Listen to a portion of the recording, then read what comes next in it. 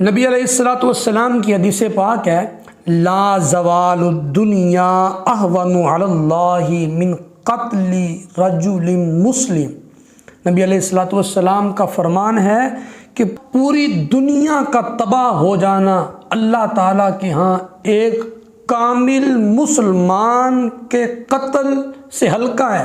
یعنی پوری دنیا ایک طرف تباہ ہو جائے، دوسری طرف ایک مسلمان جو ہے وہ شہید ہو جائے تو پوری دنیا کا تباہ ہو جانا اس مسلمان کے شہید ہونے سے، اس مسلمان کے جانے سے ہلکا ہے اور مسلمان کی ویلیو زیادہ ہے۔ سانحہ مستونگ میں مسلمانوں نے نبی علیہ الصلوۃ والسلام کی آمد کا جلوس نکالا ہوا تھا، آمد مصطفیٰ مرحبا مرحبا کے نعرے لگا رہے تھے۔ اچانک ایک بم بلاسٹ کیا گیا۔ یار صرف اس ملک کے تمام اداروں سے ایک سوال ہے، کیا وہ انسان نہیں تھے؟ وہ جڑاوالا میں ان کا کوئی بندہ نہیں مرا، عبادت گاہ کو جلایا، پتہ نہیں کس نے جلایا، آج تک اس بات کا پتہ نہیں ہے۔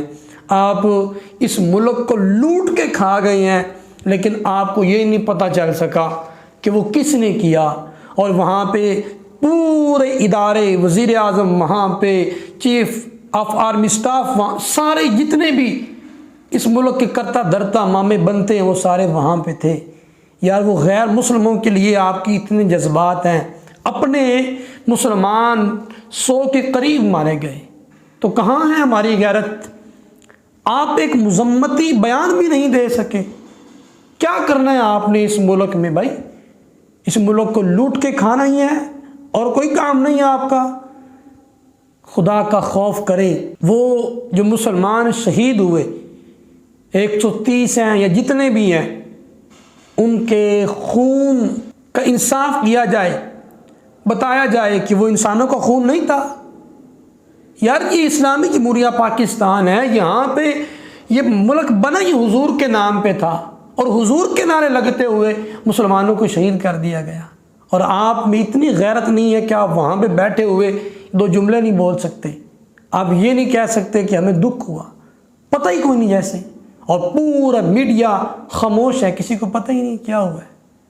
اور اللہ کے حضور نبی علیہ الصلوۃ والسلام فرماتے ہیں کہ اللہ کے ہاں پوری دنیا تباہ ہو جائے، وہ ایک جنا والا نہیں، 1000 جنا والوں میں اور 1000 ان کی عبادت گاہیں اور ان کے جو ہے وہ چرچ تباہ و برباد ہو جائیں، ختم ہو جائیں، اللہ کے ہاں اس کی کوئی ویلیو نہیں ہے۔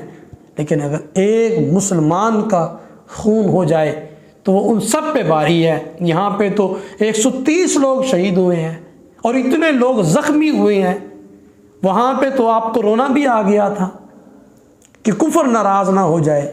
یہاں کیا آپ نے دیکھ لیا کہ مسلمان بے بس ہیں؟ مسلمان بے بس نہیں ہیں۔ اصل میں بات یہ ہے کہ آپ کا زوال آ چکا ہے، آپ ختم ہونے والے ہیں، آپ اپنے انجام کو پہنچنے والے ہیں۔ مسلمان انشاءاللہ جو ہے وہ اپنے عروج کو پہنچنے والے ہیں، وہ شہداء کے خون سے انشاءاللہ انقلاب آئے گا۔ اور میں اپنے مسلمان بھائیوں سے یہ بات کہنا چاہتا ہوں، میرے پیارے بھائیوں، اس ملک کے نظام کو بدلنے کے لیے ایک واحد حل نظام مصطفیٰ ہے۔ آپ جتنا مرضی ان کو آزما لیں، جتنے مرضی ووٹ دے لیں، جس مرضی پارٹی کو آپ اٹھا لیں، سب سے زیادہ ویلیو اگر آپ یہ چاہتے ہیں کہ اس ملک کی تقدیر بدلے، یہ ملک میں بہتری آئے، تو ایک ہی صورت میں آ سکتی ہے، اور وہ صورت یہ ہے کہ اس ملک میں حضور کے نظام کا نفاذ کیا جائے۔ تو انشاءاللہ پھر مسلمان بھرپور طریقے سے میلاد بھی منائیں گے اور انہیں تنگ کرنے والا اور پریشان کرنے والا بھی کوئی نہیں ہوگا، اور اس ملک میں انشاءاللہ پھر جو ہے وہ حضور کے نظام کے مطابق ہر چیز چلے گی، اور پھر یہ ملک، یہ ہماری ریاست ترقی بھی کرے گی، آگے بھی بڑھے گی، اور پھر انشاءاللہ بہاریں آئیں گی۔ دعا میں یاد رکھیے گا۔ السلام علیکم ورحمۃ اللہ وبرکاتہ۔